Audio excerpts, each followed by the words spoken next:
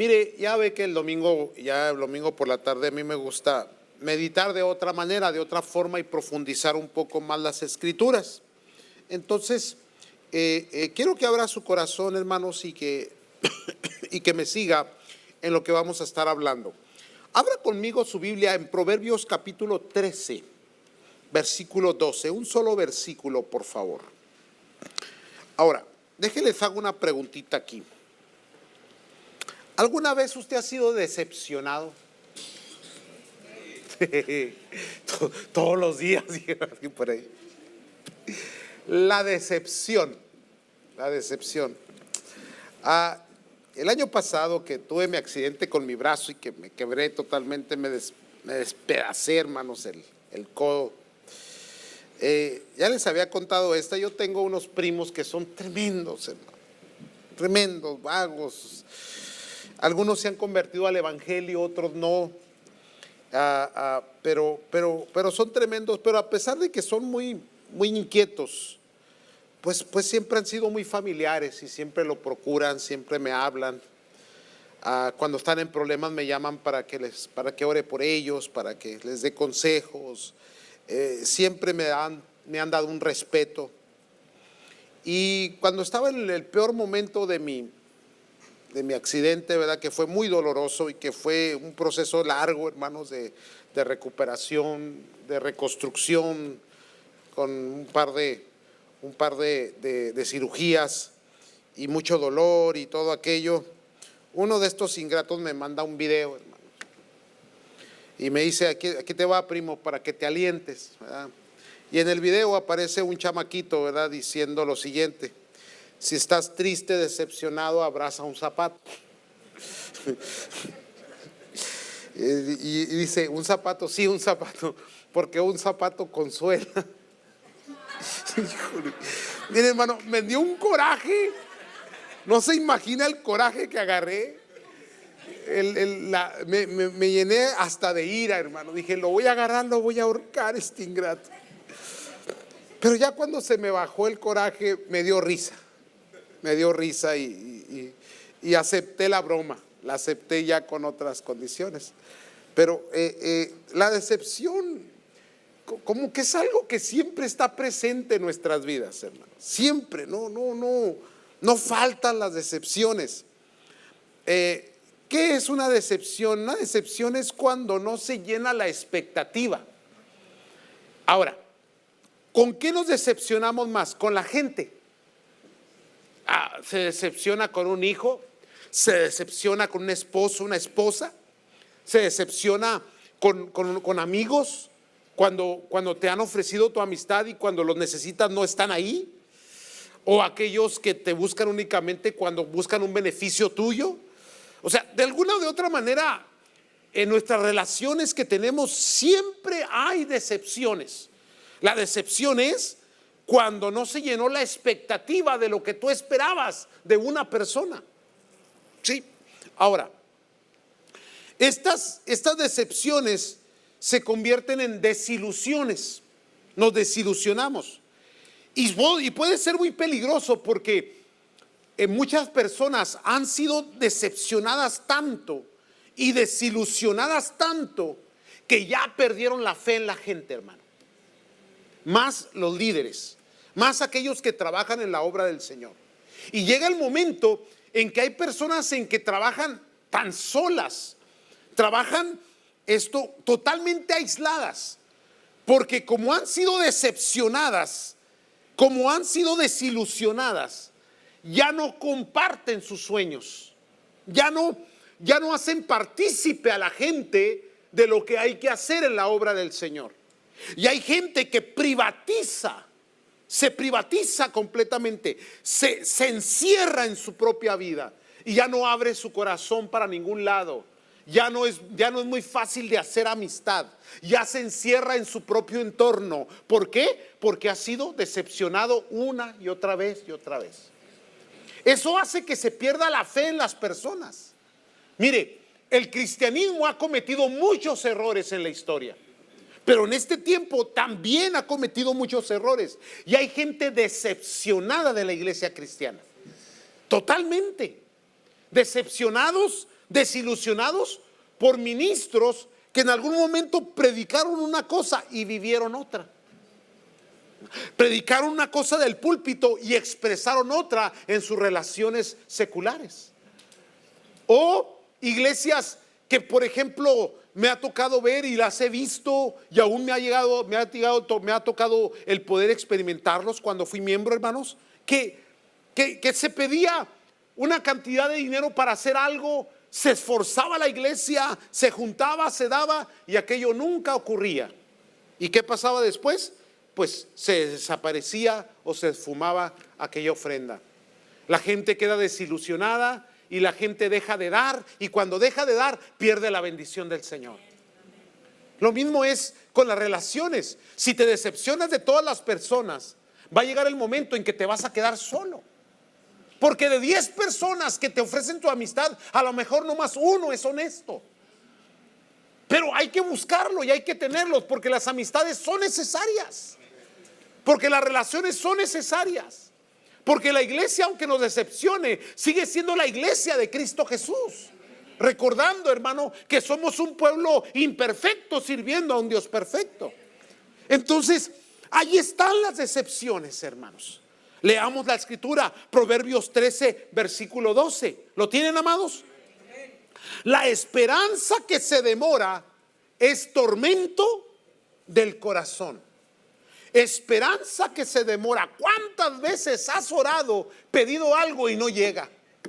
¿Cuántas veces has esperado en alguien algo que venga y nunca lo suelta? ¿Cuántas veces has querido cortar una flor del jardín de tu vecino y no te deja? Yo sé que me están entendiendo. Son muchas paráfrases, mucha palabra del común. Amados del Dios, entonces está esa cuestión ahí, y eso puede ser muy peligroso, hermano, pero peligroso, porque perder la fe en la gente, perder la fe en la iglesia, perder la fe, hermanos, aún en nosotros mismos, por las decepciones que tenemos, hermano, puede hacernos quedar estancados, hermanos, y no alcanzar las visiones y los sueños que Dios ya ha determinado para nosotros. Lo que le quiero decir es que en la decepción, hermano, no se rinda. Aun cuando las personas le han fallado, va a encontrar una persona que sí le va a ser fiel, que sí le va a ayudar, que sí le va a bendecir, que sí le va a responder. Amén, santos. Entonces, hay esperanza que demora. Y esa esperanza, hermanos, cuando demora, trae tormento al corazón. Pero también dice la escritura, pero árbol de vida es el deseo cumplido.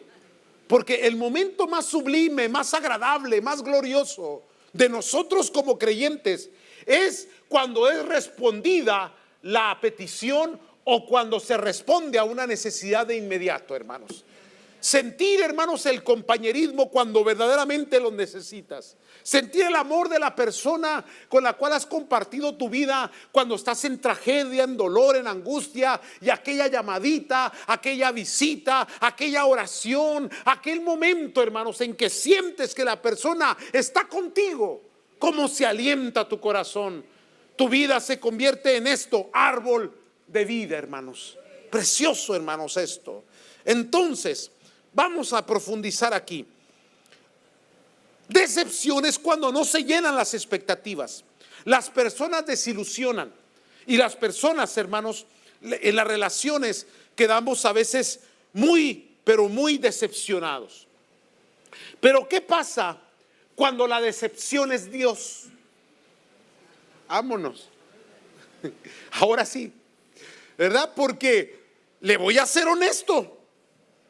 Aquí entre nos, no le vaya a decir a nadie, no le cuente, no ande diciendo por ahí me oyeron, por ahí dijeron, por ahí contaron que el pastor dijo esto.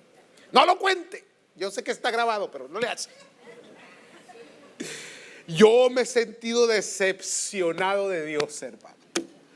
Ave María purísima, que el Señor nos agarre confesados.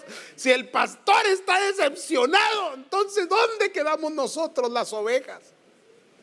Hermanos, hay decepciones, hermanos, aún en cuanto a Dios se refiere. Pedro se decepcionó, los discípulos se decepcionaron. ¿Se recuerdan del camino de Emaús? ¿Cómo iban esos dos hombres? Decepcionados. Hay que pedirles que abracen un zapato, ¿verdad? Porque iban decepcionados completamente, hermano. Porque él había prometido que él era la vida eterna, la resurrección y la vida. Y ahora estaba muerto, sin darse cuenta que él caminaba a un lado de ellos. Decepcionado. Ahora, cuando hablamos de esta decepción, hermanos, que son del cielo, hay dos razones. La razón humana y la razón divina. Razón humana, o sea, me encuentro decepcionado porque nuestra humanidad ha provocado la decepción. No viene de Dios, pero hay otras decepciones que sí vienen de Dios, hermano. Y ahorita vamos a mirar dos ejemplos. Veamos el primero, la causa humana de la decepción. Estamos hablando de la decepción en Dios. Vaya conmigo a Ageo capítulo 1, versículo 1 en adelante. Ageo. ¿A qué? Ageo. ¿Y qué es eso, hermano? Es un profeta en la Biblia. Comience a hojear su Biblia, empiece en Génesis y ahí va a encontrar a Ageo, ¿verdad? Ageo capítulo 1, y si no lo encontró no se preocupe, ahí lo van a poner. Bueno, también lo están batallando para encontrarlo ahí atrás. La palabra de Dios dice en Ageo capítulo 1, versículo 1 en adelante: en el año segundo del rey Darío, en el mes sexto, en el primer día del mes, vino palabra de Jehová por medio del profeta Ageo a Zorobabel, hijo de Salatiel, gobernador de Judá, y a Josué, hijo de Josadac, como sacerdote, diciendo: así ha hablado Jehová de los ejércitos, diciendo: este pueblo dice, no ha llegado aún el tiempo de que la casa de Jehová sea reedificada. Versículo 3. Entonces vino palabra de Jehová por medio del profeta Ageo, diciendo: ¿es para vosotros tiempo, para vosotros de habitar en vuestras casas atesonadas, y esta casa está desierta? Pues así ha dicho Jehová de los ejércitos: meditad bien sobre vuestros caminos. Sembráis mucho y recogéis poco. Coméis y no os saciáis. Bebéis y no quedáis satisfechos.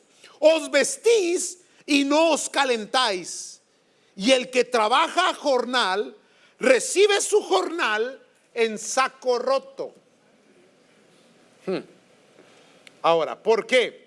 Porque había llegado el tiempo de reconstruir Jerusalén, de reconstruir el templo, hermanos. Porque había llegado el tiempo en que Dios iba a volver de la cautividad a su pueblo, hermanos. Y había que volver a levantar el culto. Y para poder levantar el culto había que reconstruir el lugar del culto, hermanos, del servicio, de la adoración a Dios, el templo, la ciudad santa del Señor. ¿Me están siguiendo, santos? Ahora bien, entonces la gente estaba diciendo: aún no es el tiempo. A mí me parece más bien una excusa para no comprometerse con el plan de Dios, hermanos. Ahora, cuando descuidamos la voluntad y los propósitos de Dios y lo que Dios dice en su palabra, hermanos, automáticamente vamos a quedar desilusionados. ¿Por qué? Porque el cielo se va a cerrar sobre nosotros. El cielo se abre cuando el pueblo está caminando en su voluntad y en sus propósitos. Había muchas cosas contrarias. Recuerde, están en cautividad. Recuerde, están lejos. Recuerde, la ciudad está destruida. La gente está apática. Han pasado, ¿qué? 70 años en los cuales no se había manifestado el poder de Dios. Antes habían sido puestos en esclavitud. Y no tanto en esclavitud, pero un yugo sobre ellos. ¿Me están siguiendo, santos? Ahora bien, Todas estas cosas, situaciones, van en contra de la revelación de Dios. Dios dice, este es el tiempo, este es el momento. Hay que reconstruir, hay que volver otra vez a la casa, hay que levantar otra vez el culto a nuestro Dios, el servicio a nuestro Dios. Y el pueblo decía, no es tiempo. ¿Y qué pasa? Se corta la bendición del Señor. ¿Cómo se corta la bendición del Señor? Porque la gente sembraba mucho y recogía poco. No dice que no recogía nada, dice recoge poco. ¿Sí? Dice, coméis y no os saciáis. No dice que no había alimento. Simple y sencillamente no había saciedad. No había satisfacción en ello. Había descontento. ¿Me están siguiendo, hermano? Bebéis y quedáis, bebéis y no quedáis satisfechos. Sí había todo, Dios había provisto todo, pero a veces lo tienes todo sin disfrutar nada. Y eso es decepcionante. Y no hay nada más frustrante para una persona que tenerlo todo y no poder gozar de nada. Porque el que no tiene nada, cuando le cae algo, lo goza y lo disfruta. Vámonos. ¿Está bueno esto? Vamos adelante porque esto se pone bueno más todavía. Versículo 7. Así ha dicho Jehová de los ejércitos: meditad sobre vuestros caminos, subid al monte y traed madera y reedificad la casa.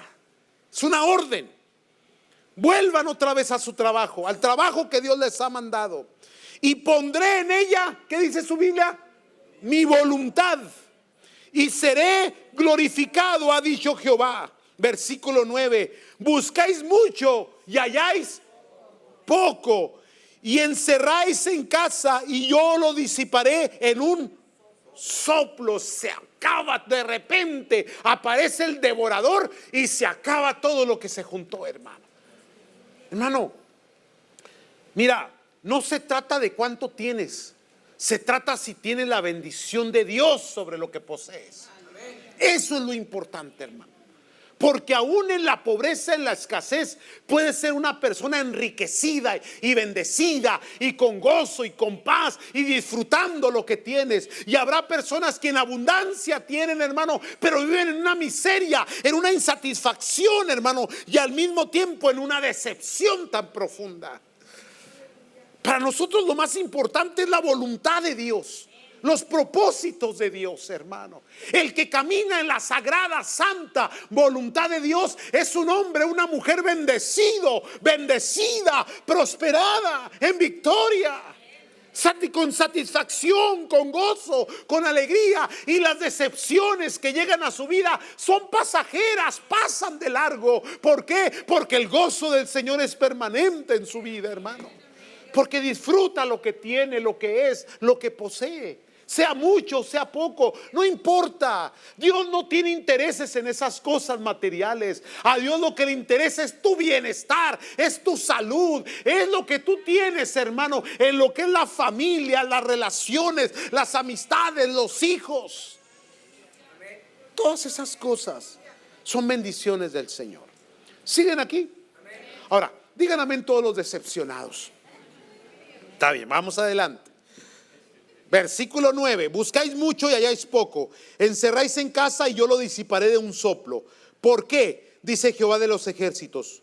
Por cuanto mi casa está desierta y cada uno de vosotros corre a su propia casa. Lo que está diciendo aquí es que corremos a nuestros propios intereses privados. Aquí viene. Esto es bien importante, hermano, recíbalo. Dice, vayan al monte, traigan madera, edifiquen mi casa y pondré en ella mi voluntad. Sí, ¿qué es lo que buscamos? La voluntad de Dios. Entonces, ¿en dónde se recibe la voluntad de Dios? En su casa. Ahora, le voy a dar algo bien profundo aquí, bien profundo. A ver cómo lo recibe usted. ¿cómo nos gustan nuestras casas? Hombre, lindas, limpias, bonitas, hermosas, ¿verdad? Mi mamá me decía: mi hijo, una cosa es ser pobre y otra cosa es ser sucio, mi hijo, así que ándele. ¿Verdad que sí? Y no es por nada, pero su casa, comparado con la mayoría de la gente del mundo, la suya es un palacio. No me venga con cosas, con cuentos chinos. Usted está bendecido por Dios. ¿Ven? Ahora bien, si su casa está bien y está hermosa, ¿cómo debería de estar la casa de Dios? Eso es lo que yo no tolero, hermano. Porque nosotros los latinoamericanos tenemos esa ideología mal fundada de que la casa de Dios tiene que ser una casa humilde. No sé cómo interpretan la palabra humildad, porque la palabra humildad yo la entiendo en el carácter de Cristo, pero no en la miseria y en la pobreza.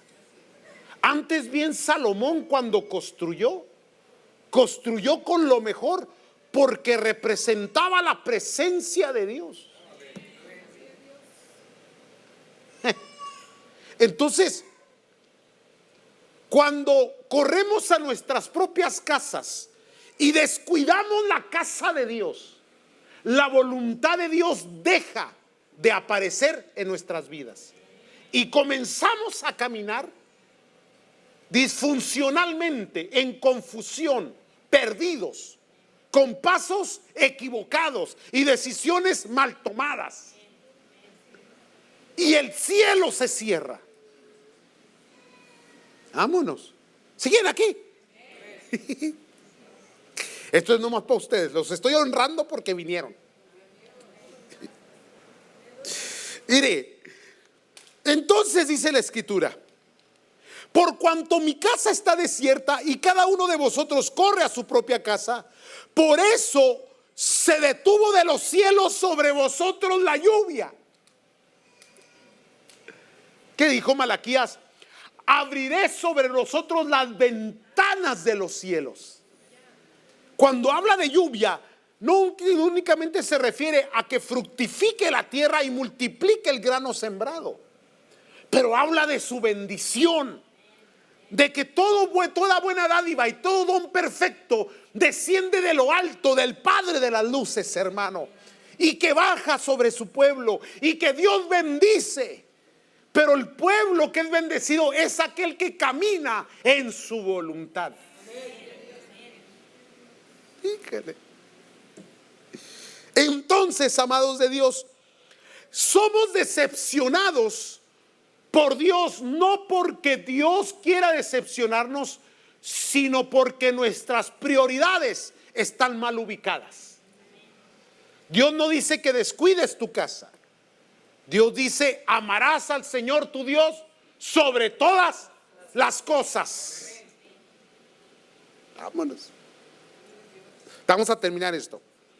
Dice la Escritura: por eso se detuvo de los cielos sobre vosotros la lluvia, y la tierra detuvo sus frutos. 11. Y llamé la sequía sobre esta tierra y sobre los montes, sobre el trigo, sobre el vino, sobre el aceite, sobre todo lo que la tierra produce, sobre los hombres y sobre las bestias y sobre todo trabajo de manos. Por eso, volviendo unos versículos atrás, dice: sembráis mucho y recogéis poco, coméis y no os saciáis, bebéis y no quedáis satisfechos, os vestís y no os calentáis, y el que trabaja jornal recibe su jornal en saco roto. Ahora, entonces aparecen las personas decepcionadas y Dios se vuelve una decepción, porque no es respondida la oración. No es que Dios no quiera responder, es que han olvidado, han descuidado el amor al Dios al cual servimos. En la casa del Señor se revela la voluntad de Dios. ¿Qué es lo primero que uno deja de hacer cuando uno entra en frustración, en enojo, en rebeldía, en necedad?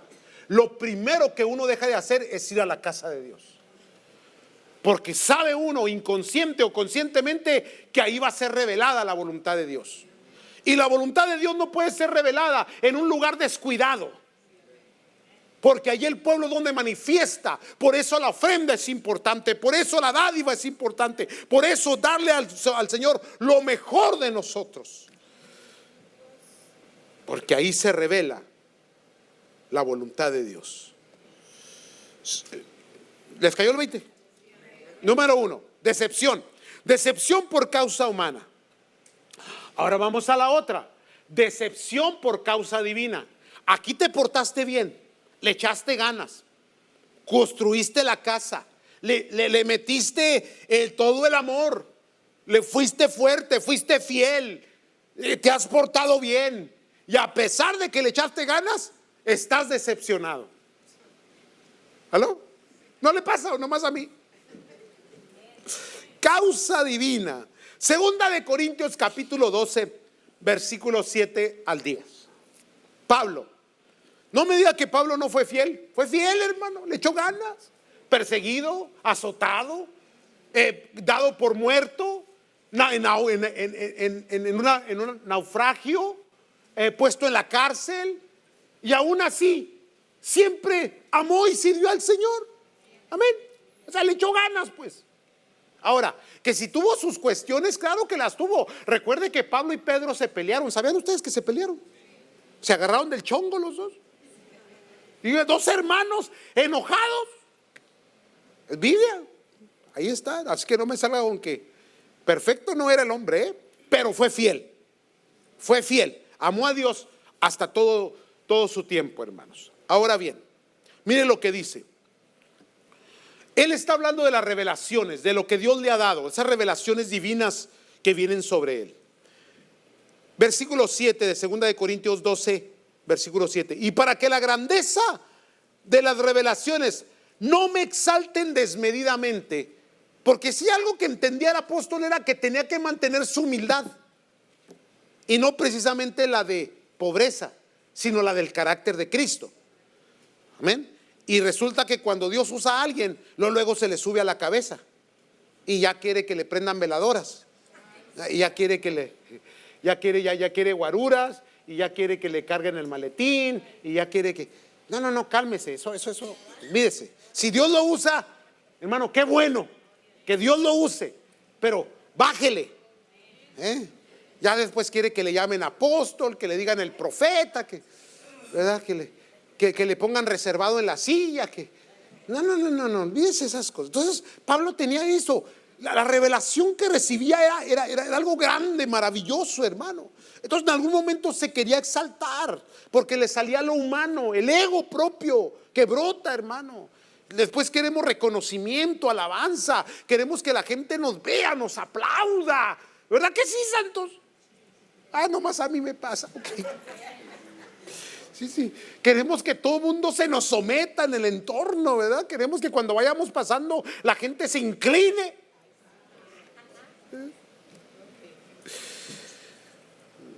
Dice, para que no me exaltase desmedidamente, me fue dado un aguijón en mi carne. Hay quienes creen que fue una enfermedad. No se sabe qué fue ese aguijón que Dios le dio a Pablo. Pero le puso algo que le dolía, que le estorbaba, que le perturbaba, que lo incomodaba. A veces Dios pone en nosotros cosas que no nos son quitadas, no son incómodas. ¿Aló? Digan los que están casados. El aguijón que tengo, pastor, aquí está. No es cierto. Ustedes son felices en sus matrimonios. Díganme. Dice, me fue dado un aguijón en mi carne, un mensajero de Satanás que me abofeté. Oiga, se lo cacheteaban a Pablo, le daban de bofetadas. Qué tan doloroso, tan incómodo sería este aguijón. ¿Cómo lo refleja el hombre de Dios aquí? Dice, para que no me enaltezca sobremanera, respecto a lo cual 3 veces he rogado al Señor. Ahora yo me pregunto, cuando dice 3 veces rogado, rogar, no orar, rogar, ¿cómo lo podemos interpretar, hermano? Yo creo que el hombre se metió en ayuno. Yo creo que el hombre se metió en clamor. Señor, ya quítame esta mujer de encima. No, no es cierto. Casado no estaba, ¿eh? Quítame este aguijón. Y Dios se lo dejaba. Quiere decir que en base a este texto encontramos que hay oraciones que se piden y Dios no nos las contesta. Y volvemos a Proverbios, porque dice Proverbios, la esperanza que se demora es que tormento. Quiere decir que hay cosas en nuestra vida que son puestas en nosotros para mantenernos en cierto nivel de carácter y para que no se te suba. Porque cuando se te comienza a subir, Dios le sube al volumen. ¿Verdad que sí? Aprender de mí, dijo el Señor, que soy manso y humilde. ¿Sabes cuándo Dios te quita ese aguijón? Cuando ya no se te levante el ego que traes. Porque Dios le baja poquito al volumen y ya comienzas a sentirte otra vez la mamá de los pollitos. Pero Dios te va a tomar y Dios va a hacer un pollo rostizado de ti dando vueltas nada más. Dios es Dios, hermano. Y si hay Dios, Dios nos deja situaciones en las cuales entonces vienen las decepciones, pero esas decepciones tienen que verse desde otra perspectiva. No, hermanos, con cierta frustración o enojo contra Dios como Jonás. ¿Se recuerda a Jonás? Buen hombre. Ahora, póngase, hay 2 personajes en la... ¿Me dejan, hermano? Ya es hora. ¿Me dejan? ¿Se aguanta un poquito? Dejó grabando la novela, ¿no? Hay 2 personajes en la Biblia, hermano, que tenemos que entender su reacción. Y que yo como predicador he cometido el error de señalar y condenar a estos personajes. Sí, tengo que aceptar que me equivoqué. El primero, Jonás. El pueblo de Nínive, algunos historiadores dicen que siempre fue acosador del pueblo, hermano. Que era un pueblo perverso, malo. Y que Jonás sabía que si les predicaba y se arrepentían, Dios es tan tremendo que los iba a perdonar. Así que cuando él comienza a predicar, él no predicó misericordia, ni predicó gracia. Dijo, de aquí a ¿cuántos días? 40, esto será. Y punto. No dijo arrepiéntanse. No dijo viene un mal para ustedes, busquen a Dios. No. Esto se acabó. Ahora, ¿por qué? Porque era un pueblo que lo había maltratado. ¿Sí? Ahora, Dios tuvo misericordia, ¿correcto, hermano? ¿Y qué pasa con Jonás? Se desilusiona, se frustra, se decepciona. Y luego Dios le hace aparecer para que le dé sombra. Y dice que se deleitó en la sombra. Dice, ay, qué rico. Y Dios dice que llegó un gusano. Hay una enseñanza profunda ahí. Mordió la calabacera, la infectó y la secó. Cuando se seca, le entra otra vez la decepción y el enojo. Y Dios le enseña. Pero es que Jonás es tan humano como usted y como yo, hermano, que a veces Dios dice, a veces yo digo, Señor, suénate a esto, y en vez de sonárselo, lo bendice.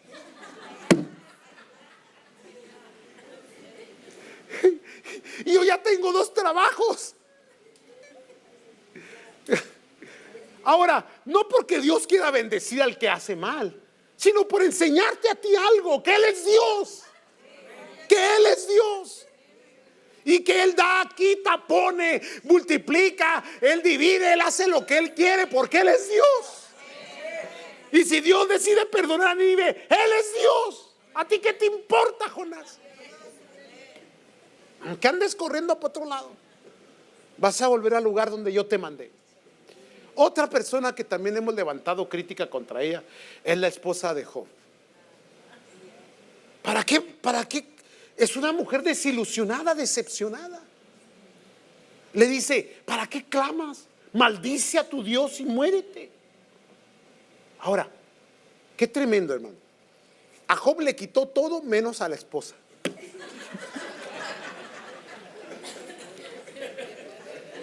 Oiga, cómo se han gozado los varones hoy, ¿verdad?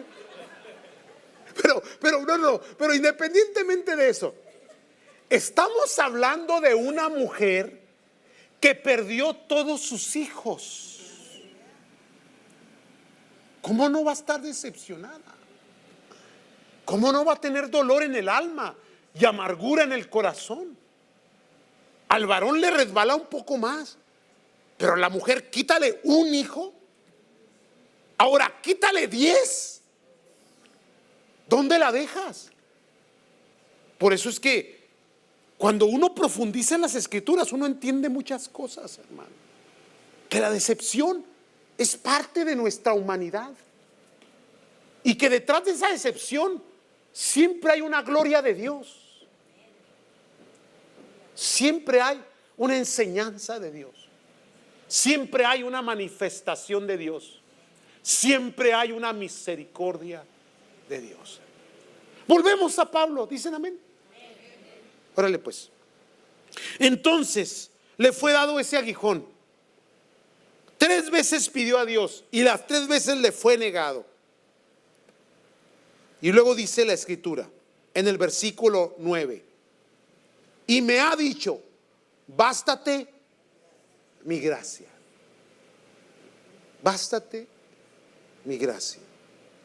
Porque mi poder se perfecciona en la debilidad. Ay, hermano, esta escritura está, pero tremenda. Por tanto, de buena gana, o sea, no quiero, no tengo ganas, pero le voy a echar ganas. ¿Cuántos me están entendiendo, hermano? O sea, estoy decepcionado, pero de buena gana me gloriaré más bien en mis debilidades, para que repose sobre mí el poder de Cristo. Por lo cual, por amor a Cristo, me gozo en las debilidades, en afrentas, en necesidades, en persecuciones, en angustias, porque cuando soy débil, entonces soy fuerte. Detrás de todo siempre hay un propósito divino, hermanos. Entonces el hombre queda en decepción porque hay un aguijón que lo acongoja, que lo entristece, que lo agobia, que lo cansa. Pero entiende algo, que en esa aflicción, en esa debilidad, en ese cansancio, se perfecciona el poder de Dios en su vida. Y aquel hombre aprende a confiar y a depender de Dios. Y al último, eso es lo que Dios espera de nosotros, que confiemos, esperemos en Él y que todo nuestro sustento y nuestra fuente venga del Dios de los cielos y no de nuestras propias fuerzas ni habilidades, hermanos. Y la persona que confía en el Señor y espera en Él, se le manifiesta no solamente la voluntad de Dios, pero la gloria y el poder de Cristo Jesús en su vida, hermanos. Y la gloria le acompaña en todo momento. Y cuando más débil es, más fuerte es. Porque no depende en sus cualidades, no depende en su fuerza, en su inteligencia, no depende de su propio ser, depende de Dios. No te vuelvas a quejar del sufrimiento, no te vuelvas a quejar de la aflicción, porque cuando estás débil es cuando Dios te hace más fuerte. Les cayó el 20, santos. Entonces, si está decepcionado, ¿cuál es el consejo pastoral? Abrace un zapato. salga de su decepción y alabe al Señor y bendiga al Dios de los cielos que vive y reina para siempre. Amén, amén, hermano. Dijo el Señor Jesús: ¿queréis venir en pos de mí? Tome su cruz. Está áspera, está pesada, es incómoda. Tome su cruz y sígame. Amén. Y no salga de nosotros queja, ni salga de nosotros frustración, ni enojo, ni ira, ni mucho menos palabrerías vanas, hermanos. Que de nuestros labios, aún en el momento oscuro, difícil, enfermedad, dificultad, angustia, persecución, salga de nosotros alabanza y bendición al Dios de los cielos. Se los dejo de tarea. Pónganse de pie.